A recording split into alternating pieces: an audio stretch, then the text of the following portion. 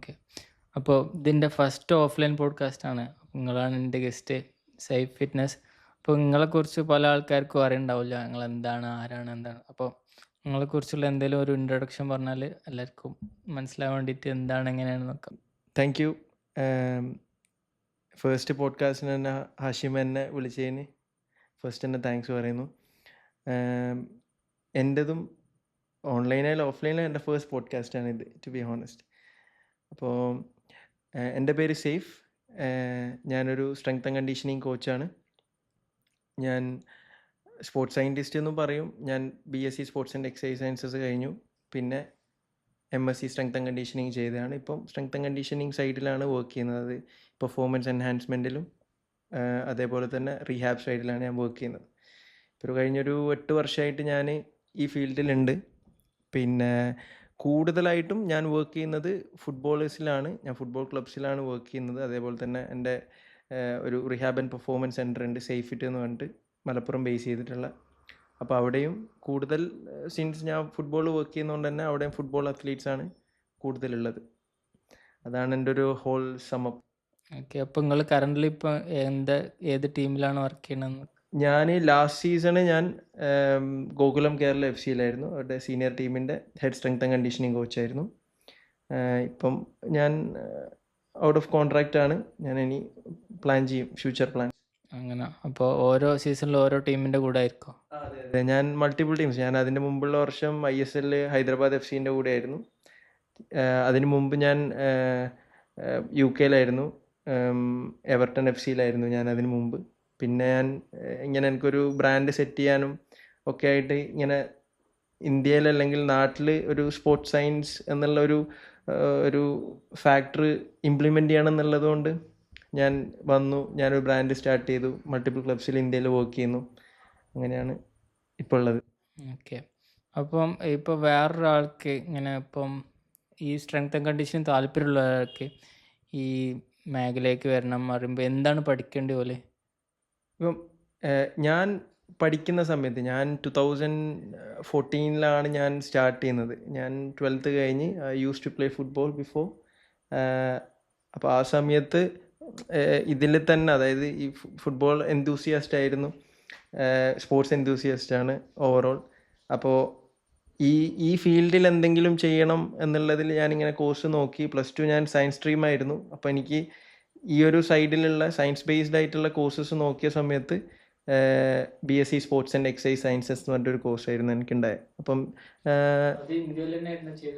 ഇന്ത്യയിൽ തന്നെ. ഞാൻ ചെന്നൈയിൽ ശ്രീരാമചന്ദ്ര യൂണിവേഴ്സിറ്റിയിലാണ് ചെയ്തത്. ഇപ്പം റീസെൻ്റായിട്ടൊരു 5-6 ഡേയ്സ് ബാക്ക് എൻ്റെ ഒരു ഫ്രണ്ട് ഇങ്ങനെ ഒരു എഡ്യൂക്കേഷൻ അവയർനെസ്സിൻ്റെ രീതിയിൽ അവർ സോഷ്യൽ മീഡിയയിൽ ഇത് ചെയ്യുമ്പോൾ എന്നോട് പറഞ്ഞത് ഇപ്പോൾ 62 കോളേജസിൽ BSc sports and exercise sciences ഇന്ത്യയിൽ തന്നെ ഉണ്ട് എന്നാണ്. അപ്പോൾ ഞങ്ങൾക്ക് ഭയങ്കര സർപ്രൈസ് ആയിരുന്നു. കാരണം ഞാൻ എൻ്റെ യൂണിവേഴ്സിറ്റിയിലാണ് ഇത് ഫസ്റ്റ് വന്നത്.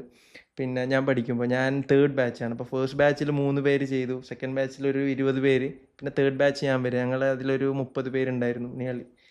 അപ്പോൾ ഞാൻ അങ്ങനെ ആ ഒരു സ്ട്രീമിലാണ് വന്നത്. അത് കഴിഞ്ഞു പിന്നെ ഒരു മൾട്ടിപ്പിൾ ഇയേഴ്സ് വർക്ക് ചെയ്ത് പിന്നെ ഞാൻ MSc ചെയ്തു, സ്ട്രെങ്ത് ആൻഡ് കണ്ടീഷനിങ്. അങ്ങനെയാണ് വന്നത്. പക്ഷെ ഇപ്പോൾ അല്ലാതെ തന്നെ പല ഫീൽഡിൽ നിന്നും ആളുകൾ ഈ ഒരു പാഷനേറ്റ് ആയിട്ട് മുമ്പ് ജിംസിലും അല്ലെങ്കിൽ ഇങ്ങനെ വർക്ക് ചെയ്തിട്ട് വരുന്നുണ്ട്. അവർക്ക് ഈ Australian strength and conditioning association, അതേപോലെ തന്നെ national strength and conditioning association, അതിൻ്റെ CSCS ഉണ്ട്, certified strength and conditioning specialist എന്നൊക്കെ പറഞ്ഞിട്ട് അങ്ങനത്തെ കോഴ്സസ് ഉണ്ട്. ഇപ്പോൾ 6 months കോഴ്സൊക്കെ ലെവൽ 1 ലെവൽ 2 ഒക്കെ ചെയ്യുന്നത്.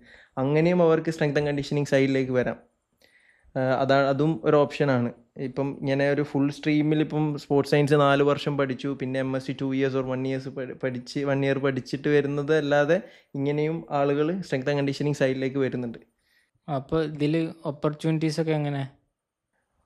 ഓപ്പർച്യൂണിറ്റീസ് ഇപ്പോൾ ഇപ്പോൾ സ്പോർട്സ് സയൻസ് എന്ന് പറഞ്ഞ സാധനം ഇപ്പോൾ ആളുകൾ അറ്റ്ലീസ്റ്റ് കേൾക്കാൻ തുടങ്ങി. ഞാനുള്ള സമയത്ത് അത് എനിക്ക് പോലും പുതിയതായിരുന്നു. പക്ഷെ അതിൽ നിന്ന് എത്രയോ മാറി. നമ്മൾ പുറത്ത് പോയാലൊക്കെ മനസ്സിലാവും നമ്മൾ ഒരുപാട് ബാക്കിലാണ് ഉള്ളത്. അതിൽ ഇംപ്ലിമെൻ്റ് ചെയ്യുന്നതായാലും ആളുകൾ ഫോളോ ചെയ്യുന്നതായാലും അതുപോലെ തന്നെ നമ്മൾ സ്പോർട്സ് പെർഫോമൻസും ഇപ്പം അതിനനുസരിച്ച് ഇമ്പ്രൂവ് ചെയ്ത് വരികയാണ് ഈ സ്പോർട്സ് സയൻസ് ഫാക്ടർ കയറിയത് കൊണ്ട് തന്നെ.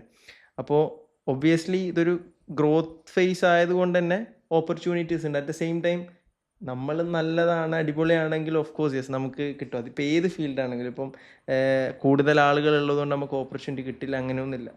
ഇഫ് യു ആർ ഗുഡ് നമുക്ക് കിട്ടും. കാരണം ഇപ്പോൾ ഫുട്ബോളിൽ ഞാൻ വർക്ക് ചെയ്യുന്ന ഫുട്ബോൾ സൈഡാണ്, പക്ഷേ മൾട്ടിപ്പിൾ സ്പോർട്സ് ഇവിടെ ഉണ്ട്, മൾട്ടിപ്പിൾ ഓപ്പർച്യൂണിറ്റീസ് ഉണ്ട്, മൾട്ടിപ്പിൾ ഓർഗനൈസേഷൻസ് ഉണ്ട്. അപ്പം ഏത് ഫീൽഡിലാണോ നമ്മൾ പോകുന്നത് നമ്മളതിൽ അടിപൊളിയാണെങ്കിൽ നമുക്ക് എന്തായാലും കയറി പോകാൻ പറ്റും. പിന്നെ ഇപ്പം ഫുട്ബോളിനൊക്കെ ഇഷ്ടപ്പെടുന്ന കുറേ ആൾക്കാരുണ്ടാവും. പക്ഷെ ചില ആൾക്കാർക്ക് ഇങ്ങനെ കളിച്ച് അവിടെ എത്താനുള്ള ഒരു കപ്പാസിറ്റി ഉണ്ടാവില്ല. പക്ഷേ ഓൽക്ക് ആ ഫുട്ബോൾ മേഖലയിൽ തന്നെ നിൽക്കണമെന്നുണ്ടാവും. അപ്പോൾ ഈ എസെൻസിയും ഈ കളിക്കണതും അല്ലാതെ വേറെ എന്തൊക്കെ കരിയർ ഓപ്പർച്യൂണിറ്റീസാണ് ഫുട്ബോളിനെ ചുറ്റിപ്പറ്റിയുള്ളത്? ഇപ്പോൾ സ്പോർട്സിൽ മൾട്ടിപ്പിൾ ഓപ്പർച്യൂണിറ്റീസ് ഉണ്ട്. ഇപ്പോൾ ഒരു സൈഡ് എന്ന് പറയുന്നത് ഇപ്പം ഞാൻ പഠിക്കുമ്പോൾ ഞാൻ സ്പോർട്സ് സയൻസ് ആണ് പഠിച്ചത്, സ്പോർട്സ് ആൻഡ് എക്സസൈസ് സയൻസസ് പഠിച്ചത് BSc. ഇപ്പം ഞാൻ പഠിച്ച എൻ്റെ കൊളീഗ്സ് ആയാലും എല്ലാവരും ഒന്നും സ്ട്രെങ്ത് ആൻഡ് കണ്ടീഷനിങ് ഫീൽഡിലല്ല വർക്ക് ചെയ്യുന്നത്.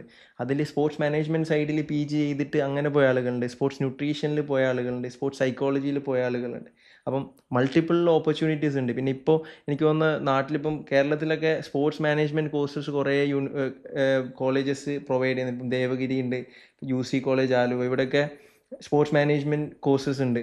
പിന്നെ അല്ലാത്ത ഫീൽഡിലാണെങ്കിൽ ഇപ്പം ഇന്ത്യയിൽ ഈസി ആയിട്ട് നമുക്ക് ഇപ്പോൾ sports nutrition already clinical nutrition കഴിഞ്ഞിട്ട് PG പിന്നെ സ്പോർട്സ് ന്യൂട്രീഷനിലേക്ക് സ്പെഷ്യലൈസ് ചെയ്യുന്നതുണ്ട്. അങ്ങനെ ആ തരത്തിലുള്ള ഓപ്പർച്യൂണിറ്റീസ് ഉണ്ട്, വെറും ഈ സ്ട്രെങ്ത് ആൻഡ് കണ്ടീഷനിങ് മാത്രമല്ല. പിന്നെ വേറൊരു ഓപ്പർച്യൂണിറ്റി ഉള്ളതെന്ന് പറയുമ്പോൾ ഈ സ്പോർട്സ് ഫിസിയോതെറാപ്പിസ്റ്റ് ആ ഒരു രീതിയുണ്ട്. അപ്പം അതിൽ സയൻസ് സ്ട്രീം വേണം, അല്ലാതെ മാനേജ്മെൻറ്റ് സൈഡാണുള്ളത്. പിന്നെ ഈ മീഡിയ അങ്ങനത്തതിലും ഓഫ് കോഴ്സ് യെസ്.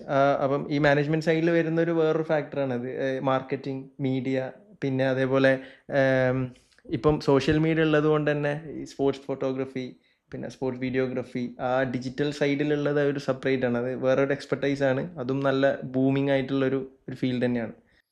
അപ്പം അങ്ങനെ ഇത് മാത്രമല്ല ഓപ്പർച്യൂണിറ്റി അല്ലേ?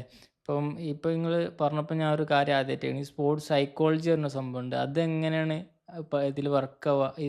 എങ്ങനെയാണ് പോലും ഇതിൽ ഇൻക്ലൂഡ് ആവുക? ഇപ്പോൾ നമ്മൾ പുറത്തുനിന്ന് കാണുന്നത്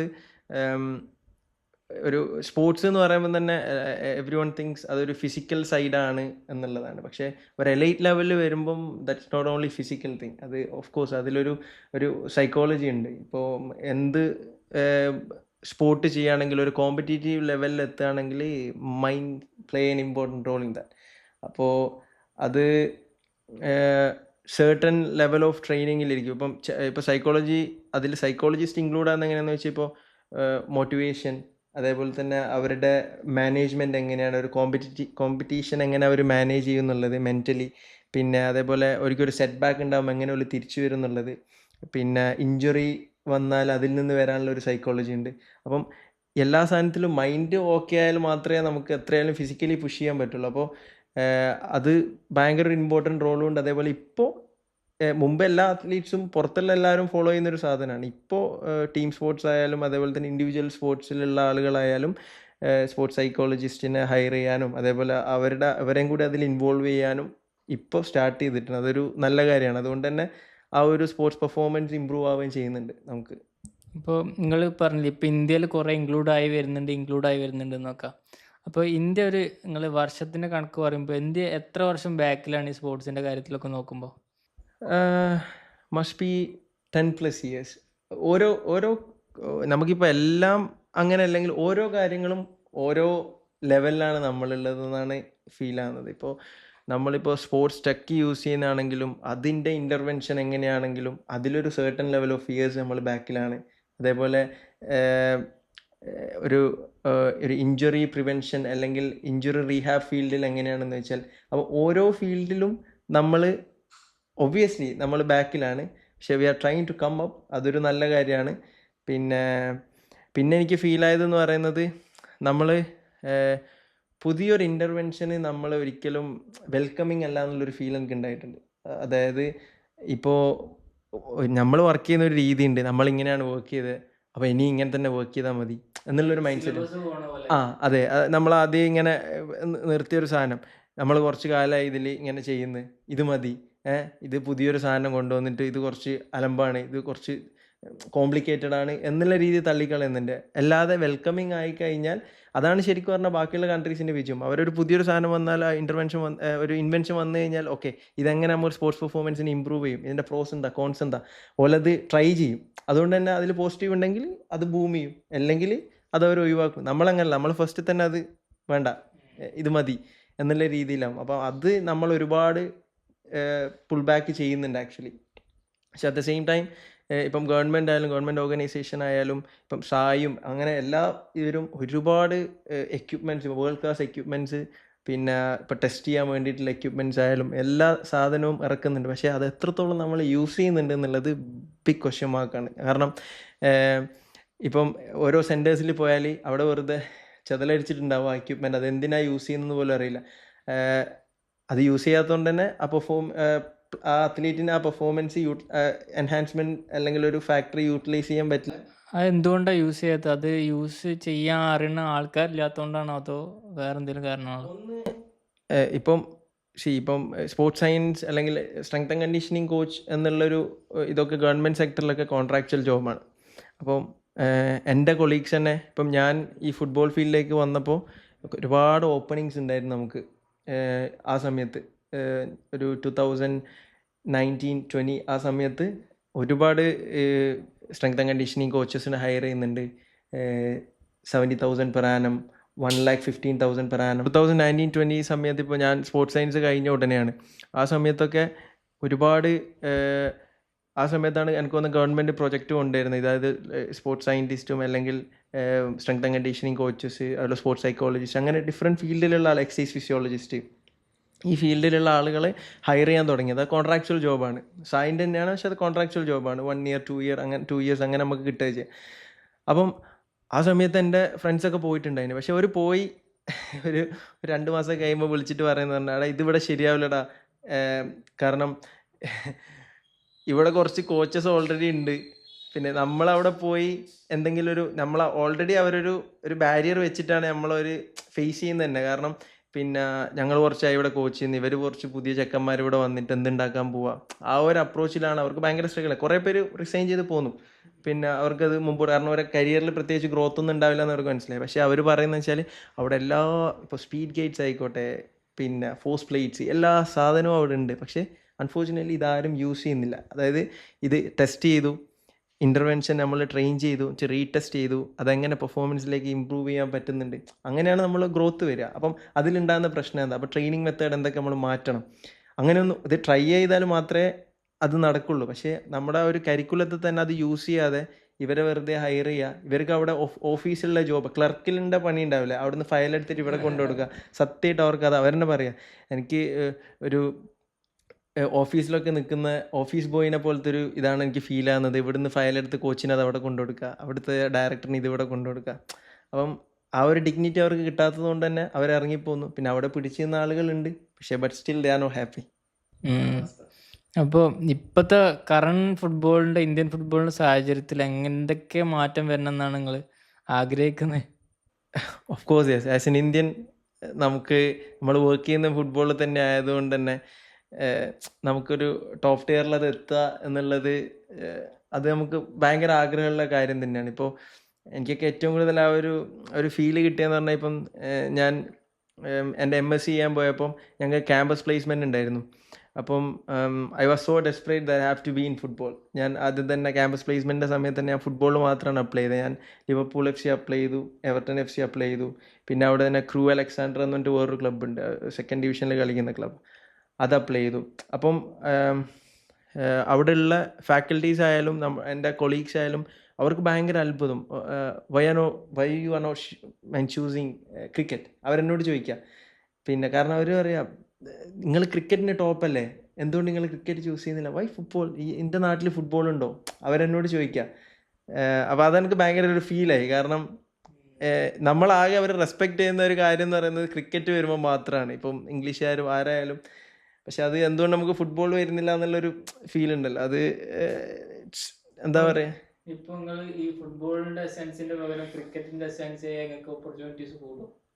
ഓപ്പർച്യൂണിറ്റി ദാറ്റ്സ് ബിഗ് മണി, ഭയങ്കര പൈസയാണ് ശരിക്കും ആ ക്രിക്കറ്റിൻ്റെ സൈഡിൽ. നമ്മളിവിടെ ക്രിക്കറ്റ് എസെൻസീസ് കേരളത്തിൽ കമ്പാരിറ്റീവ്ലി ഭയങ്കര കുറവാണ്. പിന്നെ പക്ഷേ ഇപ്പം നമ്മൾ നോർത്ത് സൈഡിലൊക്കെ നോക്കിക്കഴിഞ്ഞാൽ ക്രിക്കറ്റ്, എൻ്റെ കൊളീഗ്സും ഫ്രണ്ട്സൊക്കെ ഉണ്ട് ക്രിക്കറ്റിൽ വർക്ക് ചെയ്യുന്നത്. They're earning a lot of money. പിന്നെ അവിടെ അതാണ് മെയിൻ സ്പോർട്ട്. പിന്നെ അവിടെയുള്ള പ്ലെയേഴ്സ് ഭയങ്കര റിച്ച് ആയിരിക്കും. അപ്പോൾ അത് അവർ ഇൻവെസ്റ്റ് ചെയ്യുന്ന മണി കൂടുതലായിരിക്കും, നമുക്ക് കൂടുതൽ ഡിമാൻഡ് ചെയ്യാം. ഈ ഫുട്ബോളിൻ്റെ ഒരു സിനാരിയോ അല്ല. ഇപ്പോൾ ഫുട്ബോളിലൊരു ക്ലബ്ബ് പോലും സസ്റ്റൈനബിൾ അല്ല. ഒരു ക്ലബ്ബും, എല്ലാ ക്ലബ്ബും നഷ്ടത്തിലാണ് ഓടിക്കൊണ്ടിരിക്കുന്നത്.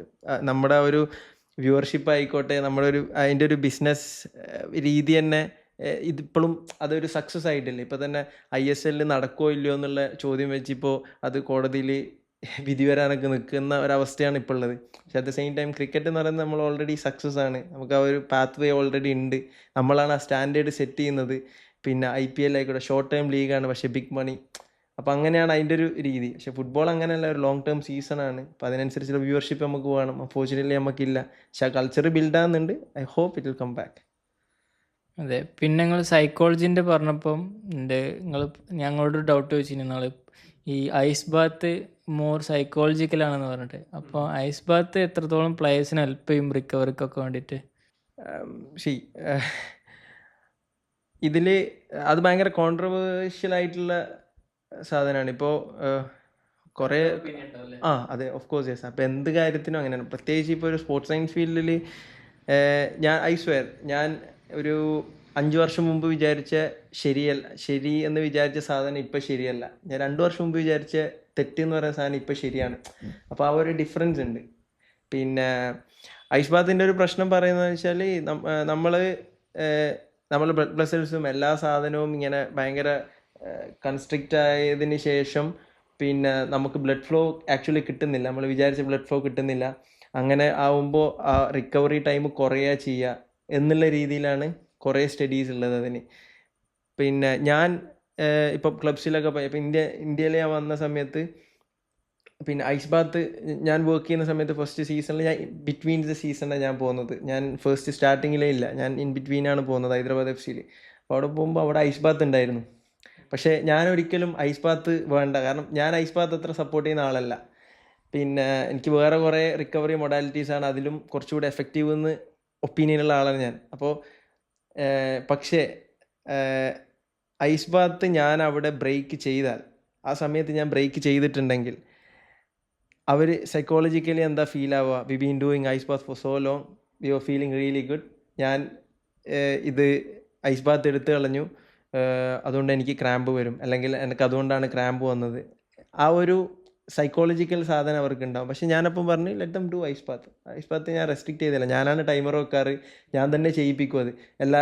ഇപ്പം അവർക്കൊരു hard training session or match, അതിൻ്റെ പോസ്റ്റ് ഡേ അല്ലെങ്കിൽ നെക്സ്റ്റ് ഡേ മാച്ച് ഡേ +1 ഞാൻ എന്ത് ചെയ്യും, ഐസ് ബാത്ത് കൊടുക്കും. അപ്പം അത് കുറച്ചുകൂടെ എനിക്ക് തോന്നിയത് ഫിസിക്കലിനേക്കാളും കൂടുതൽ അവർ മെൻ്റലി ഫ്രഷ് ആയിട്ട് നെക്സ്റ്റ് ഡേ ഫിസിക്കലും ഫ്രഷ് ആണെന്ന് വിചാരിച്ചിട്ട് വരുന്ന ഒരു സൈക്കോളജിക്കൽ ഫാക്ടറാണ് അതിൽ എഫക്റ്റ് ആയെന്നുള്ളത് ഒരു ഫീൽ എനിക്ക് തോന്നിയിട്ടുണ്ട്. അങ്ങനെ കുറേ കാര്യങ്ങളില്ലേ സ്പോർട്സിലായാലും നമുക്ക്. ഇപ്പം നിങ്ങൾ പറഞ്ഞതിനിപ്പം വർക്കൗട്ടിൻ്റെ ഇപ്പം ഏതൊരു പ്ലെയറിൻ്റെ എക്സാമ്പിൾ വെച്ചിട്ട്, അതായത് ഫുട്ബോൾ നൈറ്റ് ആണെങ്കിൽ മോർണിംഗ് വർക്കൗട്ട് ചെയ്യുന്ന പ്ലേയേഴ്സ് ഉണ്ടെന്ന് പറഞ്ഞിന്. അപ്പം പക്ഷേ അത് ഇന്ത്യൻ പ്ലേയേഴ്സിലേക്ക് വരുമ്പം അതുകൾക്ക് നെഗറ്റീവായിട്ടാണ് എഫക്റ്റീവ് ചെയ്യുക, അതായത് അതിനെക്കുറിച്ച് കൂടുതൽ കൗൺസിലിംഗ് ചെയ്യാതെ അപ്ലൈ ചെയ്യുമ്പോൾ. അത് ഒരു മെയിൻ ഇതെന്താണെന്ന് വെച്ചാൽ, ഇപ്പം ഞങ്ങൾ മാച്ച് ഡേയിൽ ഒരു ആക്ടിവേഷൻ ഉണ്ടാവും, മാച്ച് ഡേ ആക്ടിവേഷൻ എന്ന് പറഞ്ഞിട്ട്. ഇപ്പം മോസ്റ്റ് പ്രോബബ്ലി നമുക്ക് മാച്ച് ഉണ്ടാവുക ഈവനിങ്സിലല്ലേ, നൈറ്റ്സ്, അതായത് 7 o'clock ആയിരിക്കും മാച്ച്, അല്ലെ 8 o'clock. അപ്പോൾ ഞങ്ങളൊരു morning 10-11 o'clock before the lunch ഞങ്ങളൊരു ആക്ടിവേഷൻ വെക്കും. അതിലൊരു ഫൺ ഗെയിം, ടീം ബോണ്ടിങ് ഉണ്ടാവും, പിന്നെ എല്ലാ മസിൽസും മൊബിലിറ്റി ചെയ്യും, പിന്നെ ഒരു ആക്ടിവേഷൻ ചെയ്യും എന്നുള്ളതാണ്. പക്ഷേ ഇപ്പോഴത്തെ ഒരു ട്രെൻഡ് അല്ലെങ്കിൽ കൂടുതൽ എഫക്റ്റീവായിട്ടുള്ളൊരു മെത്തേഡ് എന്ന് പറയുന്നത് മാക്സിമം എഫേർട്ട് വർക്കൗട്ട്. അതായത് ഇപ്പോൾ അവരുടെ 1 RM-ൻ്റെ ഒരു 85-90% 6 repetition ചെയ്യിക്കുക. ഇപ്പോൾ സ്ക്വാട്ട് ആണെങ്കിലും ഡെഡ് ലിഫ്റ്റ് ആണെങ്കിലും അങ്ങനെ 1-2 എക്സസൈസ് മാത്രം ചെയ്യിക്കുക, 1 rep. എന്നിട്ട് മാക്സിമം ന്യൂറൽ റിക്രൂട്ട്മെൻറ്റ് അവരുടെ മസിലിൽ എത്തിക്കുക എന്നുള്ളൊരു രീതിയുണ്ട്. പക്ഷേ അത് ഓൾ ഓഫ് എ സഡൻ ഇന്ത്യയിൽ ഞാൻ ഇപ്പോൾ അത് പറഞ്ഞു കഴിഞ്ഞാൽ, അല്ലെങ്കിൽ ഒരു ഫുട്ബോളറിനോട് പറഞ്ഞു കഴിഞ്ഞാൽ ഹീസ് ടോക്കിംഗ് ബുൾഷിറ്റ്, അങ്ങനെ എന്നോട് പറയുള്ളൂ, എങ്ങനെയാണ് ഞങ്ങൾ ഇത് വെച്ചിട്ട് കളിക്കുക എന്നുള്ളത്. പക്ഷേ അത് ഒരിക്കലും അവരെ ഫെറ്റീഗ് ആക്കുന്നില്ല. കാരണം നമ്മൾ ബാക്ക് ടു ബാക്ക് ഒരു ആക്ഷൻ ചെയ്യുമ്പോൾ മാത്രമേ അവർക്കിപ്പം ലാക്റ്റിക് ആസിഡ് പ്രൊഡ്യൂസ് ചെയ്യുകയാണെങ്കിലും എല്ലാവരും ഫെറ്റീഗ് ആക്കുകയാണെങ്കിൽ ആക്കുന്നുള്ളൂ. ഇതിൽ മാക്സിമം മസിൽ ന്യൂറോൺ റിക്രൂട്ട്മെൻറ്റ് നടക്കുന്നുണ്ട്. അവർ കൂടുതൽ ആക്ടിവേറ്റ് ആവും, അവർ കൂടുതൽ സ്പീഡ് പ്രൊഡ്യൂസ് ചെയ്യാൻ പറ്റും, ഒക്കെ ഉണ്ട്. പക്ഷേ അത് ഞാൻ ഇവിടെ all of A sudden implement ചെയ്യുമ്പോൾ പ്ലെയേഴ്സ് എന്താ വിചാരിക്കുക, എനിക്കിന്ന് പെർഫോം ചെയ്യാൻ പറ്റില്ല, ഞാൻ ഫെറ്റീഗാണ് എന്നുള്ളൊരു മൈൻഡ് സെറ്റ് ഉണ്ടല്ലോ, അത് എഫക്റ്റ് ചെയ്യും. അപ്പോൾ വർക്കൗട്ട് ജിമ്മിൽ പോയിട്ട് അന്ന് രാത്രി തന്നെ വർക്കൗട്ട് ചെയ്യുന്ന വിചാരിച്ച ഒരു കുഴപ്പം ഉണ്ടാവില്ല. ഇപ്പം നമ്മുടെ നാട്ടിലൊക്കെ ജിമ്മിന് പോയി അതിന് ശേഷം ടർഫിൽ പോകാൻ പറ്റുമോ അല്ലെങ്കിൽ കളിക്കാൻ പറ്റുമോ എന്ന് എനിക്ക് ക്വസ്റ്റ്യൻ വരലുണ്ട്. അപ്പോൾ അതിന് കുഴപ്പമൊന്നും ഉണ്ടാവില്ലല്ലോ. അതിൽ നമ്മൾ എന്താണോ എയിം ചെയ്യുന്നത് എന്നനുസരിച്ചിട്ടിരിക്കും. അതേപോലെ തന്നെ നമ്മൾ ഒരു കളിക്കാൻ പോകുന്നത് ഉണ്ടാകുന്ന അവിടെ നമ്മൾ എത്രയാണോ ലോഡ് ചെയ്യുന്നത്, അതേപോലെ ഇവിടെ എത്രയാണോ നമ്മൾ ലോഡ് ചെയ്യുന്നത്. ഇവിടെ നമ്മളിപ്പോൾ ഒരു മസിൽ എൻഡ്യൂറൻസിന് ട്രെയിൻ ചെയ്യുന്നു, ബാക്ക് ടു ബാക്ക് നമ്മളെ ടിഷ്യൂസൊക്കെ നമ്മൾ ഡാമേജ് ചെയ്യുന്നു, എന്നിട്ട് നമ്മൾ അവിടെ പോയി അതേ ലോഡ് എടുക്കുകയാണെങ്കിൽ ഇഞ്ചുറി റിസ്ക് ഉണ്ടാവും. അവൻ്റെ ഒരു ത്രഷോൾഡും പൊട്ടൻഷ്യലും അനുസരിച്ചിട്ട് മാത്രമേ ആ സാധനം ചെയ്യാൻ പാടുള്ളൂ. അല്ലാതെ അതാണൊരു എനിക്കൊരു മെയിൻ പ്രശ്നമായിട്ട് തോന്നിയത്. ഇപ്പോൾ ഒരുപാട് സാധനങ്ങൾ നമ്മൾ യൂട്യൂബിൽ കാണും, ഒരുപാട് നമ്മൾ കൺസ്യൂം ചെയ്യും, എന്നിട്ട് നമ്മളത് നേരെ പോയിട്ട് ഇംപ്ലിമെൻറ്റ് ചെയ്യാൻ നോക്കും. I have seen a lot of videos. അതായത് പിന്നെ ഇപ്പോൾ എജിലിറ്റി എന്ന് പറഞ്ഞിട്ട് ഒരു സാധനം ചെയ്യിക്കും, കുറച്ച് ലാഡർ വെക്കും, കുറച്ച് കോൺസ് വെക്കും, എന്നിട്ട് ഇങ്ങനെ ഒരു സർക്യൂട്ട് ടൈപ്പ് സാധനങ്ങൾ ഇങ്ങനെ സ്ലോലി ഇങ്ങനെ ചെയ്ത് ഇങ്ങനെ പോകുന്നുണ്ടാവും. അപ്പോൾ അതിൽ എവിടെയാണ് എജിലിറ്റി വർക്ക് ചെയ്യുന്നത്? അതിൽ എജിലിറ്റി സംതിങ് അത് സ്പീഡ് എന്ന് പറയുന്നൊരു ഫാക്ടറുള്ള സാധനമാണ് എജിലിറ്റി. ഇപ്പം നമ്മൾ പെട്ടെന്ന് മൂവ് ചെയ്യുക അല്ലെങ്കിൽ ടേൺ ചെയ്യുക എന്നുള്ള സാധനത്തിലൊക്കെയാണ് എജിലിറ്റി വരുന്നത്. അപ്പം ഇത്രയും സ്ലോ ആയിട്ടൊരു സാധനം നമ്മൾ മസിൽ എൻഡ്യൂറൻസ് അല്ലെങ്കിൽ കാർഡിയോവാസ്കുലർ എൻഡ്യൂറൻസ് വർക്ക് ചെയ്യുന്ന ടൈപ്പിലുള്ളൊരു സാധനം ചെയ്തിട്ട് എജിലിറ്റി എന്ന് പറയും. എന്നിട്ട് നമ്മൾ പാവം നമ്മൾ ആസ്പയറിങ് അത്ലീറ്റ്സ് അല്ലെങ്കിൽ ഫുട്ബോളേഴ്സ് എന്ത് ചെയ്യും, ഈ സാധനം കണ്ടിട്ട് ഇത് അതേപോലെ ചെയ്യും. അവർ മ്യൂസിക് ഇട്ട് റീലും എടുക്കും, മറ്റതിന് വ്യൂസ് ഉണ്ടാവും, അതുപോലെ ഇവരും ചെയ്യും. അപ്പോൾ അത് എന്താ പറയുക, നമ്മളെ ഗ്രോത്തിനെ പിടിച്ചു വെക്കുന്ന കുറച്ച് ഫാക്ടേഴ്സിൽ ഒന്നാണത്. അപ്പോൾ ശരിക്കും ഈ ഫുട്ബോളേഴ്സിൻ്റെ ട്രെയിനിങ് എങ്ങനെ ആവണം? ഇപ്പോൾ ഒരു ഓഫ് സീസണിലൊക്കെ ആണെങ്കിൽ എങ്ങനെ ആയിരിക്കണം പോലെ ട്രെയിനിങ് റൂട്ടീനൊക്കെ? ഇപ്പോൾ ഒരു ഓഫ് സീസണിലൊക്കെ ആണെങ്കിൽ എങ്ങനെ ആയിരിക്കണം പോലെ ട്രെയിനിങ് റൂട്ടീനൊക്കെ? ഓഫ് സീസണിൽ ഞാൻ ഒരു വീഡിയോ മുമ്പേ ഞാൻ ചെയ്തിരുന്നു ആക്ച്വലി. ഇപ്പോൾ എനിക്ക് ഒരുപാട് പ്ലെയേഴ്സ്, ഇപ്പം ടോപ്പ് ടിയർ ഫുട്ബോളേഴ്സ് എൻ്റെ അടുത്ത് വന്ന് ട്രെയിൻ ചെയ്യുന്നുണ്ട്. അതേപോലെ semi professional footballers, aspiring footballers, professional footballers വരുന്നുണ്ട്. അമച്യൂർസ് എൻ്റെ അടുത്ത് വരുന്നുണ്ട്. They are trying to become big. അങ്ങനെ വരുന്ന ആളുകളുണ്ട്. അപ്പം എപ്പോഴും ഒരു സർട്ടൻ ഗോൾ സെറ്റ് ചെയ്തിട്ട് വർക്ക് ചെയ്യുക എന്നുള്ളതാണ്. നമ്മൾ അവിടെ കണ്ട സാധനം വർക്ക് ചെയ്യുക, അല്ല ഇയാൾ പറഞ്ഞ സാധനം വർക്ക് ചെയ്യുക എന്നുള്ളതല്ല. ഞാനിപ്പോഴും എനിക്ക് ഇൻസ്റ്റഗ്രാമിലോ അല്ലെങ്കിൽ വാട്സാപ്പിലോ മെസ്സേജസ് വരും, പിന്നെ എനിക്ക് ഒരു ഓഫ് സീസൺ വർക്കൗട്ട് പ്ലാൻ തരുമോ, അല്ലെങ്കിൽ ഒരു ഫുട്ബോളർ സ്പെസിഫിക് വർക്കൗട്ട് പ്ലാൻ തരുമോ.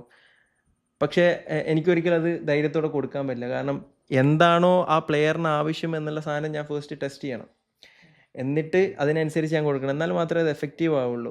അല്ലാതെ വെറുതെ പിന്നെ ഒരു ജനറൽ പ്ലാൻ ഞാൻ അയച്ചു കൊടുത്തു, അയാളത് ബിലീവ് ചെയ്തു, അയാൾ ആ സെഷൻ ചെയ്തു, ഇറ്റ് വോണ്ട് ഹെൽപ്പ് ഹിം.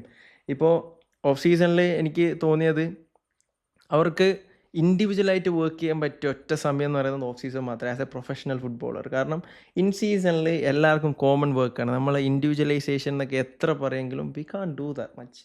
കാരണം അത്രയും ബിസി ഷെഡ്യൂളായിരിക്കും. നമ്മൾ ആകെ ചെയ്യാന്ന് വെച്ചാൽ ലോഡ് മാനേജ് ചെയ്യുക എന്നുള്ളത് മാത്രമേ നമുക്ക് ആ സമയത്ത് ചെയ്യാൻ പറ്റുള്ളൂ. ഇഞ്ചുറി ആക്കാതെ മാനേജ് ചെയ്യുക, പ്ലെയറിനെ ലോഡ് മാനേജ് ചെയ്യുക എന്നുള്ള സാധനം മാത്രമേ ഉണ്ടാവുള്ളൂ. പക്ഷെ ഇൻഡിവിജ്വലി എന്തെങ്കിലും ഒരു ആട്രിബ്യൂട്ട്സോ സ്കിൽസോ എന്തെങ്കിലും വർക്ക് ചെയ്യണമെന്നുണ്ടെങ്കിൽ ആ സാധനം നമുക്ക് ഓഫ് സീസണിൽ വർക്ക് ചെയ്യാൻ പറ്റും. ഇപ്പം സ്പീഡ് ആയിക്കോട്ടെ, എജിലിറ്റി ആയിക്കോട്ടെ, ഈ വക സ്പീഡ് ഫാക്ടേഴ്സ് ഇൻക്ലൂഡ് ചെയ്യുന്ന സാധനങ്ങൾ കൂടുതൽ വർക്ക് ചെയ്യുക എന്നുള്ളതായിരിക്കും നന്നാവുക. Of course yes, technical skill അവർക്ക് എന്തെങ്കിലും ഡെവലപ്പ് ചെയ്യണമെങ്കിൽ അത് ഡെവലപ്പ് ചെയ്യുക. അല്ലാതെ നമ്മൾ ഓഫ് സീസണിൽ മാച്ച് ഫിറ്റ് ആവണം എന്ന് വിചാരിച്ചിട്ട് കുറേ റൺ ചെയ്യുക, റിപ്പീറ്റഡ് റൺസ് ചെയ്യുക, ബോക്സ് ടു ബോക്സ് റൺസ്, ഈ വക സാധനങ്ങളും കാർഡിയോവാസ്കുലർ എൻഡ്യൂറൻസ് നമ്മൾ ഡെവലപ്പ് ചെയ്ത് നോക്കിയാൽ we are actually missing an actual good training അല്ലെങ്കിൽ good attributes that would help him during the season. കാരണം നമ്മൾ പോയി കഴിഞ്ഞാൽ ഇപ്പോൾ പ്രീ സീസണിൽ എങ്ങനെയായാലും നമ്മളെ ചെയ്യുന്നതെന്ന് വെച്ചാൽ നമ്മളെ ലോഡ് ചെയ്യുക, വോളിയം കൂട്ടി നമ്മളെ ഒരു മാച്ച് ഫിറ്റ് ആക്കുക എന്നുള്ളതാണ് പ്രീ സീസണിൽ ഞങ്ങളുടെ പണി. ഇപ്പോൾ സ്ട്രെങ്ത് ആൻഡ് കണ്ടീഷൻ കോച്ച് ഏത് ക്ലബ്ബിൽ പോവുകയാണെങ്കിലും അവർ മെയിനായിട്ട് ചെയ്യുന്ന കാര്യം അതാണ്.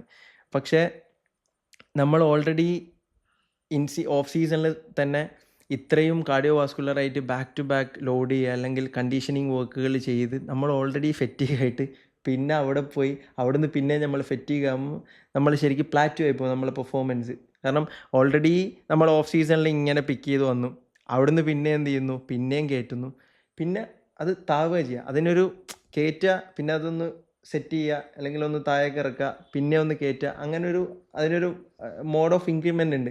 നമ്മൾ അത് ചെയ്യാതെ അത് തന്നെ ഒരുപാട് ലോഡ് വോളിയം കയറ്റി ഞാൻ ഫിറ്റാണെന്നുള്ള രീതിയിൽ അവിടെ പോയി നമ്മൾ പ്രീ സീസണിൽ പിന്നെയും ലോഡ് ചെയ്തിട്ട് ഒന്നില്ലെങ്കിൽ ഇഞ്ചേർഡ് ആവും, ഓവർ സ്ട്രെയിൻ ആയിട്ട് ഇഞ്ചേർഡ് ആവും, അല്ലെങ്കിൽ പെർഫോമൻസ് പ്ലാറ്റു ആയി പോകും. അതാണ് പല പ്ലെയേഴ്സും ഓഫ് സീസൺ ചെയ്യുന്ന one of the biggest mistake.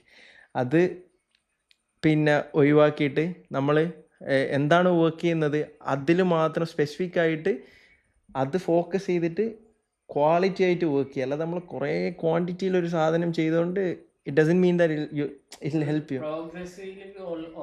Overloading ചെയ്യണം, ഓഫ് കോഴ്സ് യെസ്. എല്ലാത്തിനും ഇപ്പോൾ ഏത് സ്പോർട്ടായാലും എന്ത് ഗെയിം ആയാലും അതിന് പ്രോഗ്രസീവ് ഓവർലോഡിങ് ആണ് വേണ്ടത്. അറ്റ് ദ സെയിം ടൈം കുറേ ക്വാണ്ടിറ്റി ചെയ്യുക, എന്നിട്ട് പിന്നെ എന്താ പറയുക, പ്ലാറ്റു ആവുക അല്ലെങ്കിൽ ഇഞ്ചേർഡ് ആവുക, അതാണിപ്പോൾ സംഭവിക്കുന്നത്. പക്ഷേ കഴിയുന്നത് ചെയ്യാതെ നിൽക്കുക എന്നുള്ളതാണ് ബെസ്റ്റ്. ഇപ്പോൾ ഈ സ്ട്രെങ്ത് ട്രെയിനിങ് വേണ്ട ജിമ്മിൽ, ഫുട്ബോൾ പ്ലേയേഴ്സിന് ജിമ്മിൽ പോകേണ്ട ആവശ്യമില്ല, ഫുട്ബോൾ പ്ലേയേഴ്സ് വെയിറ്റ് എടുക്കേണ്ട ആവശ്യമില്ല, ഓരോ സ്പീഡ് കുറയും. അപ്പോൾ അതിനെക്കുറിച്ചുള്ള അഭിപ്രായം എന്താ? ഇപ്പം മോസ്റ്റ് ഓഫ് ദ സ്പോർട്സ് എന്ന് പറഞ്ഞാൽ ഫിസിക്കൽ ആക്ടിവിറ്റി എന്തായിക്കോട്ടെ അതിന് നമുക്ക് സ്ട്രെങ്ത് വേണം. പിന്നെ ഒരു റിപ്പീറ്റഡ് ആയിട്ട് വർക്ക് ചെയ്യുന്ന മൂവ്മെൻറ്റ്സും കാര്യങ്ങളും ഉള്ള സ്പോർട്ടാണ് football. Football is a multi directional sport. നമ്മൾ ഫസ്റ്റ് മനസ്സിലാക്കേണ്ടതെന്ന് പറഞ്ഞാൽ നമുക്ക് സ്ട്രെങ്ത് ഉണ്ടെങ്കിൽ മാത്രമേ നമുക്ക് പവർ പ്രൊഡ്യൂസ് ചെയ്യാൻ പറ്റുള്ളൂ. കാരണം മസിൽ ക്രോസ് സെക്ഷനിൽ ഏരിയ ഉണ്ടെങ്കിൽ മാത്രമേ നമുക്ക് പവർ പ്രൊഡ്യൂസ് ചെയ്യാൻ പറ്റുള്ളൂ. പവർ പ്രൊഡ്യൂസ് ചെയ്താൽ മാത്രമേ നമുക്കത് സ്പീഡായിട്ട് കൺവേർട്ട് ചെയ്യാൻ പറ്റുള്ളൂ. സ്പീഡ് ഉണ്ടെങ്കിൽ എജിലിറ്റി കാര്യങ്ങളൊക്കെ വരുന്ന അതിലാണ്, ആ സ്പീഡ് ഫാക്ടറാണ്. അപ്പം ഫുട്ബോളിന് സ്പീഡ് വേണ്ടേ? ബെറ്റർ ഫുട്ബോളർ ആരാ? സ്പീഡിൽ ടെക്നിക്സും അല്ലെങ്കിൽ എന്ത് കാര്യമാണോ ആ സാധനം സ്പീഡ് ചെയ്യുന്ന ആൾ മാത്രമേ ഫ്രാക്ഷൻ ഓഫ് സെക്കൻഡ്സ് ഡിഫറൻസ് ഉണ്ടാവുള്ളൂ എലൈറ്റ് ലെവലിലൊക്കെ. അപ്പോൾ ആ സാധനം ആരാ പെട്ടെന്ന് ചെയ്യുക? അയാളാണ് സസ്റ്റെയിൻ ചെയ്യുക, അത് കൂടുതൽ സമയം ചെയ്യുന്ന ആളുകൾ. അപ്പോൾ കൂടുതൽ സാധനം ചെയ്യണമെങ്കിൽ നമുക്ക് എന്ത് വേണം? മസിൽ എൻഡ്യൂറൻസ് വേണം. അറ്റ് ദ സെയിം ടൈം ഒരു ബേസിക് സ്ട്രെങ്ത് ആണ് ഇതിൻ്റെ ഒക്കെ ഫൗണ്ടേഷൻ. അപ്പം ആ സ്ട്രെങ്ത് നമ്മൾ ഡെവലപ്പ് ചെയ്യാതെ നമുക്ക് കൂടുതൽ ആക്ഷൻ നല്ല ക്വാളിറ്റിയിൽ ചെയ്യാൻ ഒരിക്കലും പറ്റില്ല. അത് നമ്മൾ ഫസ്റ്റ് മനസ്സിലാക്കണം. നിങ്ങൾ ഇപ്പം റീസെൻ്റായിട്ട് വന്നൊരു മിത്തായിരുന്നു, പിന്നെ മാൻ സിറ്റി പെപ് ഗാർഡിയോളൻ്റെ ടീം ജിം സെഷൻ ചെയ്യാറില്ല എന്നുള്ളത്. ഞാനിപ്പോൾ റീസെൻ്റായിട്ട് കുറേ കോച്ചസ് ഗ്രൂപ്പിലൊക്കെ കണ്ടിരുന്നു. എന്തിനാണ് ജിമ്മ് ചെയ്യാറില്ല, ഇത്രയും സക്സസ് ആയ ക്ലബ്ബല്ലേ ജിമ്മ് ചെയ്യാറില്ല. നിങ്ങൾക്ക് ആ സ്റ്റോപ്പർ ബാക്ക് റൂബൻ ഡിയാസിനെ കണ്ടാൽ തോന്നും അയാൾ ജിമ്മ് ചെയ്യാറില്ല എന്നുള്ളത്. അയാളെ കണ്ട എന്നിട്ട് ഇത് എൻ്റെ ഒരു കൊളീഗ് ഉണ്ട്, എൻ്റെ കൂടെ MSc ചെയ്തതാണ്. പക്ഷേ മൂപ്പര് അവിടെ ഓപ്പോസിഷൻ ടീം അനലിസ്റ്റാണ്. അപ്പോൾ ഞാനിങ്ങനെ മൂപ്പരായിട്ട് ഡിസ്കസ് ചെയ്യുമ്പോൾ ഞാനിങ്ങനെ പറഞ്ഞപ്പോൾ എന്നോട് പറഞ്ഞ് ജിം സെഷൻസ് ഉണ്ടാവാറില്ല, ഗ്രൂപ്പ് ജിം സെഷൻസ് ഉണ്ടാവാറില്ല. അറ്റ് ദ സെയിം ടൈം അവർക്ക് ഇൻഡിവിജ്വൽ വർക്കൗട്ട് പ്ലാൻസ് ഉണ്ട്. എന്നിട്ട് അത് SNCൻ്റെ സാന്നിധ്യത്തിൽ തന്നെ അവരത് ചെയ്യാറുണ്ട്, ഓരോരുത്തർക്ക് സർട്ടൺ ടൈം കൊടുത്തിട്ട്. പക്ഷേ പുറത്ത് വരുന്ന എന്താ? ജിം സെഷൻ ഇല്ല, ജിം സെഷൻ ചെയ്യുന്നില്ല. എന്നിട്ട് എന്ത് പറയും?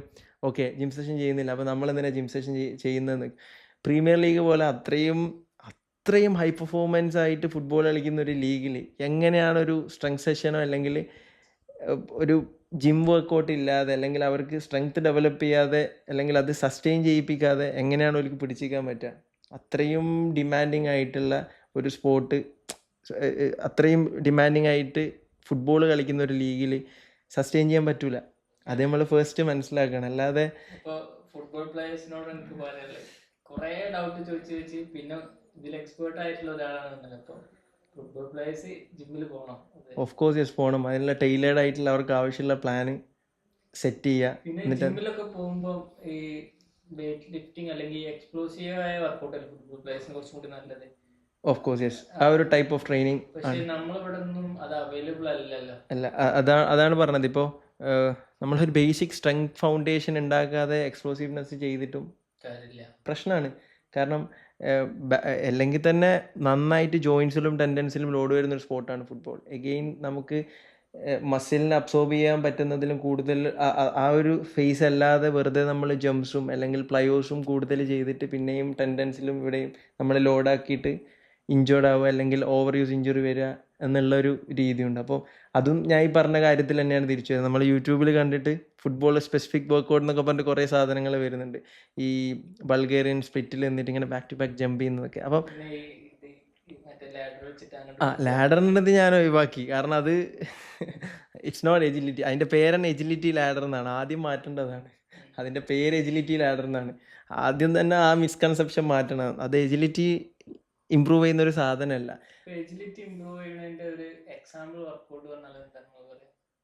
ഇപ്പോൾ മൾട്ടി ഡയറക്ഷണൽ റൺസ് ഉണ്ടല്ലോ. മൾട്ടി ഡയറക്ഷണൽ റൺസ് മാക്സിമം ഇൻറ്റൻസിറ്റിയിൽ ചെറിയ കുറച്ച് ഡിസ്റ്റൻസ് മാത്രം ചെയ്യുന്ന രീതിയിൽ ഒരു 5 ബ്ലോക്ക് വെച്ചിട്ട് മാക്സിമം ഇൻറ്റൻസിറ്റിയിൽ അത് കവർ ചെയ്യുക. അത് one of the best workouts ആണ്. നമ്മൾ ഫുട്ബോൾ സ്പെസിഫിക് ആണ്. നമ്മൾ എങ്ങനെയായാലും ആ സംഭവം നമ്മൾ ഗെയിമിൽ ഇംപ്ലിമെൻ്റ് ചെയ്യുന്നില്ല. ഇപ്പോൾ ഒരു ഫുട്ബോളർ ആണെങ്കിൽ ഒരിക്കലും നേരെയല്ല ഓടുന്നത്. ഇൻ ബിറ്റ്വീൻ അത്രയും ഡയറക്ഷൻ ചേഞ്ചസും ഒക്കെ നടത്തുന്നുണ്ട്. അപ്പം അതാണ് ഒരു നല്ല വർക്കൗട്ട്. ഒരു എക്സാമ്പിൾ പറഞ്ഞാണ് ഞാൻ. അതിലും കോൺടെസ്റ്റ് ഉണ്ട്. അത് എപ്പം എങ്ങനെ എവിടുന്ന് എങ്ങനെ ചെയ്യണം എന്നുണ്ട്. അയാളുടെ ഫിസിക്കൽ കണ്ടീഷൻ ഒക്കെ അതിന് ഫാക്ടറാണ്. പിന്നെ നമ്മളെ നാട്ടിലെ പ്ലേയേഴ്സിനൊക്കെ നോക്കിയാൽ മനസ്സിലാവും എല്ലാവർക്കും എന്തെങ്കിലും ഒരു ഇഞ്ചുറി ഉണ്ടാവും. അപ്പം ഈ ഇഞ്ചുറി ഉണ്ടാവാതെ നോക്കാൻ എന്താണ് മെയിനായിട്ട് ചെയ്യേണ്ടത്? ഒന്ന് കുറേ ഫാക്ടേഴ്സ് ഉണ്ട്. ഇപ്പോൾ നമ്മൾ ഇവിടെ നിന്ന് ഇപ്പോൾ സംസാരിക്കുകയാണെങ്കിൽ ജസ്റ്റ് പറയാം. ഇപ്പോൾ ഒന്ന് മസിൽ സ്ട്രെങ്ത്തും അല്ലെങ്കിൽ അതിൻ്റെ ടെൻഡൻസിന് അസോസിയേറ്റഡ് ആയിട്ടുള്ള എല്ലാ ഗ്രൂപ്പ് ഓഫ് ആക്ഷൻസ് ചെയ്യുന്ന കാര്യങ്ങൾക്കും പ്രോപ്പർ സ്ട്രെങ്ത് ഇല്ലാതെ നിൽക്കുക എന്നുള്ളതൊരു സ്ട്രെങ്ത് ഡെഫിസിറ്റ് ഒരു മെയിൻ ഫാക്ടേഴ്സ് തന്നെയാണ്.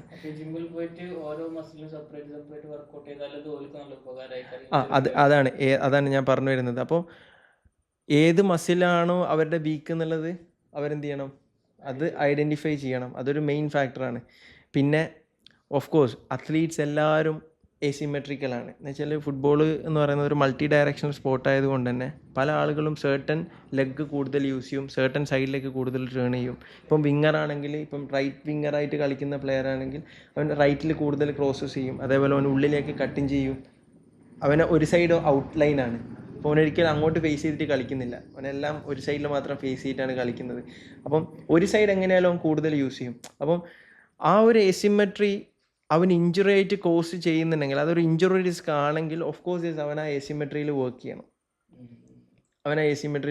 ഒരു കാലിന് സ്ട്രെങ്ത് കുറവ് എങ്ങനെയാണെങ്കിൽ. അതേപോലെ ഇപ്പം ഏറ്റവും കൂടുതൽ ACL ഇഞ്ചുറീൻ്റെ ഒരു റിസ്ക് ഫാക്ടറായിട്ട് പറയുന്നത് ബയോമെക്കാനിക്കൽ ഇതൊക്കെ നമുക്ക് എടുക്കുന്നതിനൊരു ലിമിറ്റ് ഉണ്ട്. കാരണം football is not predictable game. അല്ലെങ്കിൽ ഇപ്പോൾ 100 മീറ്റർ സ്പ്രിൻ്റ് ആണെങ്കിൽ okay, start to end even സ്പീഡിൽ സ്പ്രിൻ്റ് ചെയ്യും, സ്ട്രെയിറ്റ് ആയിരിക്കും സ്പ്രിൻ്റ് ചെയ്യാൻ നമുക്കറിയാം.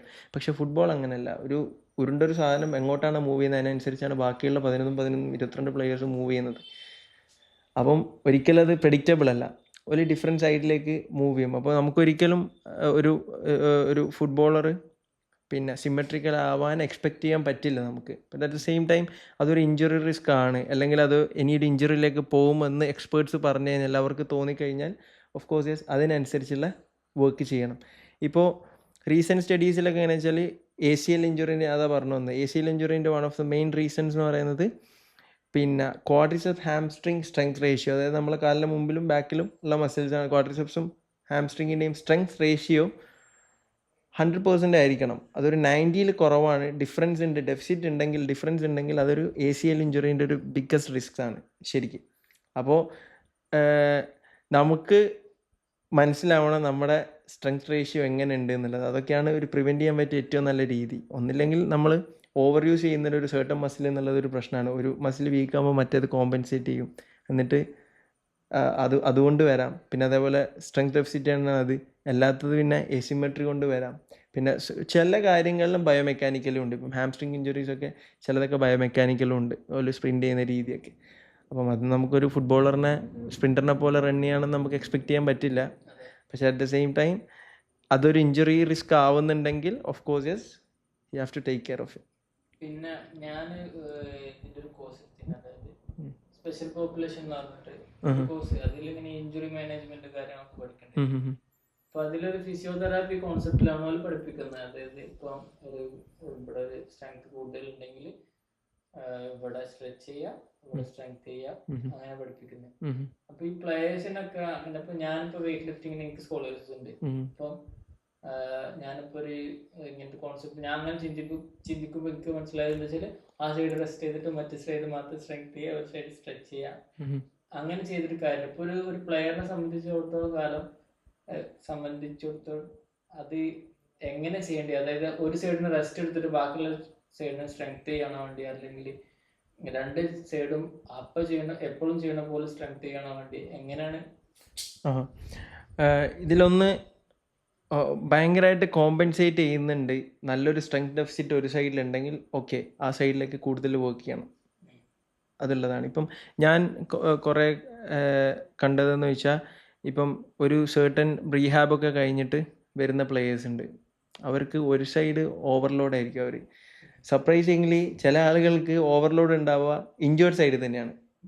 കാരണം വെച്ചാൽ ഇഞ്ചുറി ആയ സൈഡ് മാത്രം അവർ കൂടുതൽ വർക്കൗട്ട് ചെയ്ത് മറ്റേ സൈഡ് ഒന്നും ചെയ്യാതെ നിന്നിട്ട് അവർക്ക് ഇഞ്ചുവേർഡ് സൈഡ് കൂടുതൽ സ്ട്രെങ്ത്തും കാര്യങ്ങളൊക്കെ ഉണ്ടാവും, ഓപ്പോസിറ്റ് സൈഡിൽ ഉണ്ടാവില്ല. എന്നിട്ട് ഓപ്പോസിറ്റ് സൈഡ് ടെൻഡനും ഇതൊന്നും അബ്സോർബ് ചെയ്യാത്തത് കൊണ്ട്, അവർക്ക് മസിൽ പ്രോപ്പറായിട്ട് വർക്ക് ചെയ്യാത്തത് കൊണ്ട് അവർക്ക് ഇഞ്ചുറി ആവുന്നുണ്ട്. അപ്പം ഓരോന്നിനും എന്താണ് കോണ്ടസ്റ്റ്, അതെങ്ങനെ അവരുടെ ആ ഒരു സർട്ടൻ ലെവൽ ഓഫ് ആക്ടിവിറ്റീസിൽ എഫക്റ്റ് ആവുന്നുണ്ട്, അത് എങ്ങനെ ഇഞ്ചുറി റിസ്ക് ആവുന്നുണ്ട് എന്നനുസരിച്ചിട്ടാണ് വർക്കൗട്ട് ചെയ്യുക. ഇപ്പോൾ പറഞ്ഞ പോലെ അത്രയും മസിൽ ഇംബാലൻസ് ഉണ്ടെങ്കിൽ അത് നിങ്ങൾക്ക് ഇഞ്ചുറിയിൽ കോസ് ചെയ്യുന്നുണ്ടെങ്കിൽ ഓഫ് കോഴ്സ് യെസ്, നമുക്ക് ഒരു സൈഡ് കൂടുതൽ ലോഡ് ചെയ്യേണ്ടി വരും. പക്ഷെ അത് ലോഡ് ചെയ്യുന്നത് എപ്പം എങ്ങനെയാണെന്നുള്ളത് ഭയങ്കര ഇമ്പോർട്ടൻ്റ്. നമ്മളിപ്പോൾ ഒരു ഇൻ സീസൺ സമയത്തൊക്കെ അങ്ങനെ നമുക്ക് ലോഡ് മാനേജ് ചെയ്യുക എന്ന് പറയുന്നത് നിയർലി ഇമ്പോസിബിളാണ്. നമ്മളൊരു സൈഡ് മാത്രം ഓവർലോഡ് ചെയ്താൽ അതും ഇഞ്ചുറി റിസ്ക്കാണ്. അപ്പം ഈ വക സാധനങ്ങളൊക്കെ ഓഫ് സീസണിൽ നമ്മൾ കുറച്ചുകൂടെ ഫോക്കസ് ചെയ്യുക, എന്നിട്ട് ആ സമയത്ത് അതിൽ വർക്ക് ചെയ്യുക, എന്നിട്ട് അത് സോർട്ട് ചെയ്യുന്നതായിരിക്കും കുറച്ചുകൂടെ നല്ലത്. പിന്നെ അതേപോലെ ഞാനിപ്പോൾ കുറെ ഫുട്ബോളേഴ്സിന്റെ വർക്കൗട്ട് എന്നൊക്കെ യൂട്യൂബിൽ സെർച്ച് ചെയ്യുമ്പോൾ കാണില്ല, ഇപ്പോൾ കുറെ റെസിസ്റ്റന്റ് ബാൻഡ് വെച്ചിട്ടുള്ളത്, അല്ലെങ്കിൽ മറ്റേ ഹാഫ് ബോളിൽ അതിൽ വെച്ചിട്ട് ചാടിയിട്ട് അങ്ങനെ ബാലൻസ് ചെയ്യുക. ഈ സ്ട്രെങ്ത് ട്രെയിനിങ്ങിൽ തീരെ കണ്ടിട്ടില്ല, പക്ഷെ ഇങ്ങനത്താണ് കൂടുതൽ കണ്ടിട്ട്. അപ്പൊ അതുകൊണ്ടൊക്കെ ഒരു കാര്യം ഉണ്ടാവും ഫുട്ബോളേഴ്സിന്. നമ്മൾ ഫസ്റ്റ് മനസ്സിലാക്കേണ്ട ഒരു കാര്യം എന്ന് പറയുന്നത്, നമ്മൾ ഞാൻ കണ്ടിട്ടുണ്ട്, ഇപ്പം ഒരു സർട്ടൻ ടീമിൻ്റെ വർക്ക് എന്ന് പറഞ്ഞിട്ട് യൂട്യൂബിലിടും, അല്ലെങ്കിൽ അവർ ഇൻസ്റ്റാഗ്രാം പോസ്റ്റ് ചെയ്യും. നിങ്ങൾക്ക് തോന്നുന്നുണ്ടോ ആ SNC കോച്ചോ എല്ലാ ടീമിലുള്ള ആളുകൾ മണ്ടന്മാരാന്ന്? അവർ ചെയ്യുന്ന വർക്ക് അങ്ങനെ തന്നെ നിങ്ങൾക്ക് ടി വിയിലോ അല്ലെങ്കിൽ ഇതിലോ ഫ്രീ ഓഫ് കോസ്റ്റിന് കാണിച്ചു തരാൻ? സിമ്പിളായിട്ട് അങ്ങനെ ചിന്തിച്ചാൽ മതി. അവർ ഈ ബോസു ബോൾ എന്ന് പറയുന്ന സാധനം, ഞാൻ ഫസ്റ്റ് ഓഫ് ഓൾ ആ ടൈപ്പ് ഓഫ് ട്രെയിനിങ്ങിന് ഞാൻ പറയാം സർക്കസ് എന്നാണ്. കാരണം ഞാൻ ഒരുപാട് ഇതിൽ ഒന്ന് സിമ്പിളായിട്ട് മനസ്സിലാക്കിയാൽ മതി. നമ്മൾ കളിക്കുന്നത് പ്ലെയിൻ സർഫസിലാണോ അല്ലെങ്കിൽ ഇങ്ങനെ ബോബ്ലേറ്റുള്ള സർഫസിലാണോ? ഇല്ല, അത്രേ ഉള്ളൂ. എനിക്ക് തോന്നുന്ന ബോബ്ലേറ്റ് എന്നാലും ട്രാംപോലിൻ ചിലപ്പോൾ ഉണ്ടാവും. ട്രാംപോലിനുള്ള ആളുകൾ ഓക്കെ, ഒരു കുറച്ച് ബോബ്ലേറ്റ്, അല്ലാതെ ഏത് സ്പോർട്ടാണ് പ്ലെയിൻ സർഫസിലല്ലേ നമ്മൾ സ്പോർട്ട് ചെയ്യുന്നത്? പിന്നെ എന്തിനാണ് അങ്ങനെ ഒരു സാധനം നമ്മൾ ഇൻട്രൊഡ്യൂസ് ചെയ്യുന്നത്? അതിൽ എന്താണ് വർക്ക് ചെയ്യുന്നത് എന്നുള്ളത് എനിക്കിപ്പോഴും മനസ്സിലായിട്ടില്ല. നമുക്ക് വേണ്ടതെന്ന് പറയുന്ന ഒരു certain level of strength, power, speed, ഇത് പ്രൊഡ്യൂസ് ചെയ്യാൻ നമുക്ക് ആവശ്യമുള്ള സാധനങ്ങൾ, ഈ ഏറ്റവും നല്ല ബാലൻസ് എക്സസൈസ് എന്താണെന്ന് ചോദിച്ചാൽ ഓഫ് കോഴ്സ് അത് സ്ട്രെങ്ത്തിലൂടെ ആ സാധനങ്ങൾ കൊണ്ടുവരാൻ നമുക്ക് പറ്റും. നമ്മൾ ഈ സാധനത്തിൽ നിന്നിട്ട്, അതേപോലെ തന്നെ ഈ ബാൻഡ്, ഇപ്പം സിമ്പിളായിട്ടൊരു കാര്യം ആലോചിച്ചാൽ മതി. ഇപ്പോൾ ഹാഷിം ഫുട്ബോൾ കളിക്കുകയാണെങ്കിൽ ഹാഷിമിന് ഞാൻ കണ്ടിട്ടുണ്ട് ഈ ബാൻഡ് ഇതിൽ വെച്ചിട്ട് ഇങ്ങനെ അത് പുള്ള് ചെയ്യുക, പിടിക്കുക, അതിങ്ങനെ പാൽ ഓഫ് പ്രസ് ചെയ്യുന്ന അങ്ങനത്തെ ടൈപ്പ് സാധനങ്ങൾ ആക്ടിവേഷനിലാണെങ്കിൽ ഓക്കെ. പക്ഷേ ഇവിടെ ആളുകൾ അത് കണ്ടിട്ട് അത് എക്സസൈസാന്ന് വിചാരിച്ചിട്ട് അവരെന്ത് ചെയ്യും, അത് സ്ട്രെങ്ത് ട്രെയിനിങ് ആയിട്ട് ഇൻക്ലൂഡ് ചെയ്യുന്നത് ഞാൻ ഇഷ്ടംപോലെ ആളുകൾ ഇപ്പം SNC ഫീൽഡിലേക്ക് വന്നിട്ട് ചെയ്യിപ്പിക്കുന്ന ഇഷ്ടംപോലെ കണ്ടിട്ടുണ്ട്. ഇപ്പം റീഹാബ് സൈഡിൽ എന്ന് ഉള്ള ആളുകൾ ഇപ്പം SNC സൈഡിൽ ഫൗണ്ടേഷൻ സെറ്റ് ചെയ്യാൻ മാത്രം, ഞാൻ ഇപ്പോഴും പറയുന്നത് ഫൗണ്ടേഷൻ സെറ്റ് ചെയ്യാൻ മാത്രം, തീരെ ന്യൂറൽ ഡ്രൈവും കാര്യങ്ങളൊന്നും ഇല്ലാത്ത ആളുകൾക്ക് ഇനീഷ്യൽ സ്റ്റേജിൽ കൊടുക്കാൻ മാത്രമാണ് നമ്മൾ ബാൻഡ്സ് യൂസ് ചെയ്യുക. ബാൻഡ്സിന് എത്ര kg ഉണ്ടാവും, എത്ര ഉണ്ടാവുന്ന അതിനൊരു ഇപ്പം നമുക്കിപ്പോൾ എന്ത് ഇഞ്ചുറി പറ്റിക്കഴിഞ്ഞാൽ ഓഫ് കോഴ്സ് നമ്മൾ അവിടെയുള്ള ന്യൂറോ മസ്കുലർ ആക്ടിവേഷൻസ് ഒക്കെ എല്ലാം ഷട്ട് ഡൗൺ ആവും ആ സൈഡ്. അത് തിരിച്ച് റീഇൻട്രൊഡ്യൂസ് ചെയ്യുന്ന ഇനീഷ്യൽ ഫേസ് ഓഫ് റീഹാബ് ഉണ്ട്. ആ സമയത്ത് മാത്രമാണ് നമ്മൾ ഈ സാധനങ്ങൾ കൊടുക്കുന്നത്.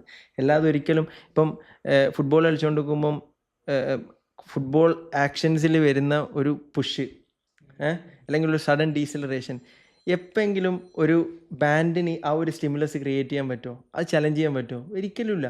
എന്നിട്ട് ഈ വക സാധനങ്ങളും കോപ്രായങ്ങളും ചെയ്തിട്ട് ഫുട്ബോൾ ഫീൽഡിൽ വന്നിട്ട് ആ സ്ട്രെങ്ത് കാണിക്കും അല്ലെങ്കിൽ ആ ഒരു പുഷ് കാണിക്കാൻ എക്സ്പെക്ട് ചെയ്ത് എങ്ങനെയാണ് ശരിയാവുക? We have to lift heavy. അത് സർട്ടൺ കോണ്ടെക്സ്റ്റിൽ എങ്ങനെ എപ്പം ഏത് രീതിയിൽ നമുക്ക് സ്പോർട്സ് സ്പെസിഫിക് ആയിട്ട് അത് ചെയ്യാം എന്നുള്ളതാണ്. സ്പോർട്സ് സ്പെസിഫിക് എന്ന് പറയുന്ന വേർഡ് തന്നെ പ്ലേ എ സ്പോർട്ട്. ഫുട്ബോൾ കളിക്കുക, അല്ലാതെ ബോസ് ബോളിൻ്റെ മേലെ നിന്നിട്ട് ബോൾ ഇട്ടേരും അത് പാസ് ചെയ്യാം.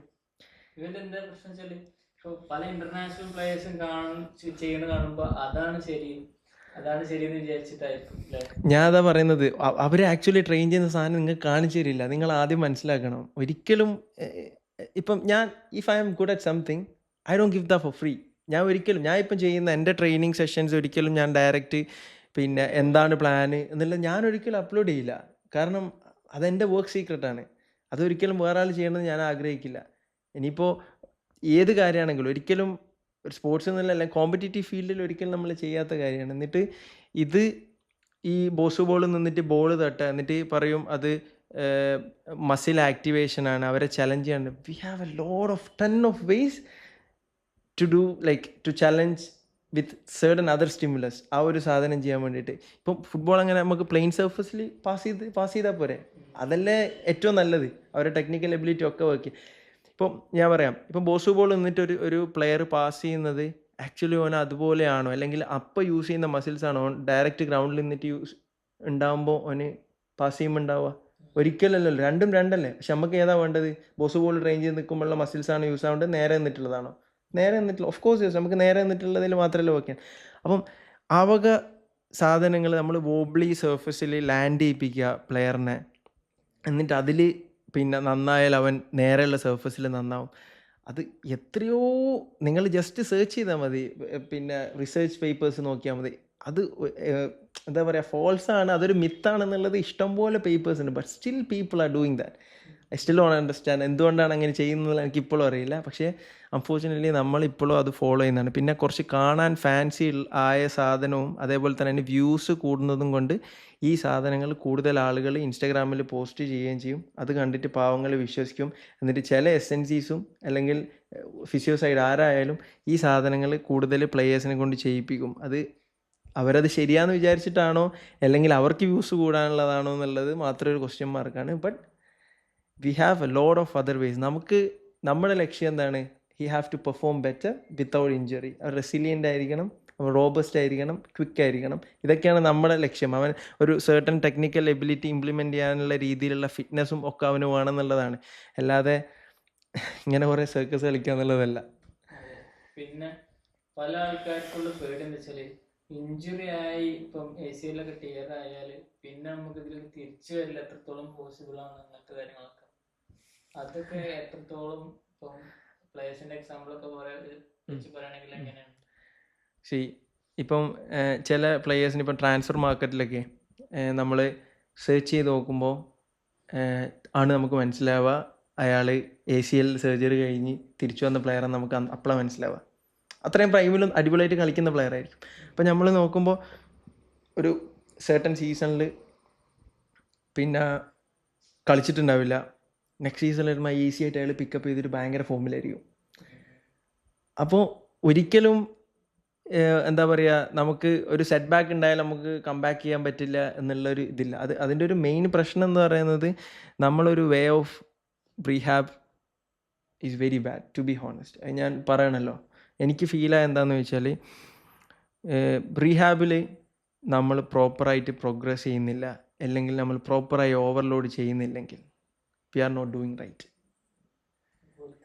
അതാണ്. അതായത് ഞാൻ ഇപ്പോഴും മനസ്സിലാക്കിയത്, ഇപ്പം ACL കേസ് ആവണമെന്നില്ല, നമുക്ക് ഒരു മിനിമം ഒരു ഹാംസ്ട്രിങ് ഇഞ്ചുറി ആയാൽ തന്നെ നേരത്തെ ഹാഷിം പറഞ്ഞ പോലെ തന്നെ ബാൻഡ് എക്സസൈസ് അത് നമ്മൾ എപ്പോഴാണ് കൊടുക്കുക?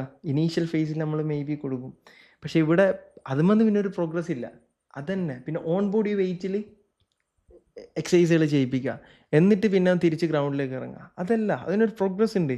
അവൻ ഒരു സ്പ്രിൻറ്റ് ചെയ്യുമ്പം ഹാംസ്ട്രിങ്ങിൽ കോൺസെൻട്രിക് ഈസെൻട്രിക് സ്ട്രെങ്ത് അത്രയും എമൗണ്ട് ഓഫ് സ്ട്രെങ്ത് അവൻ പ്രൊഡ്യൂസ് ചെയ്യാൻ റിപ്പീറ്റഡ് ആയിട്ട്. അപ്പോൾ അതിനവൻ ഓക്കെ ആയിരിക്കണം, അത് അവൻക്ക് ചെയ്യാൻ പറ്റണം.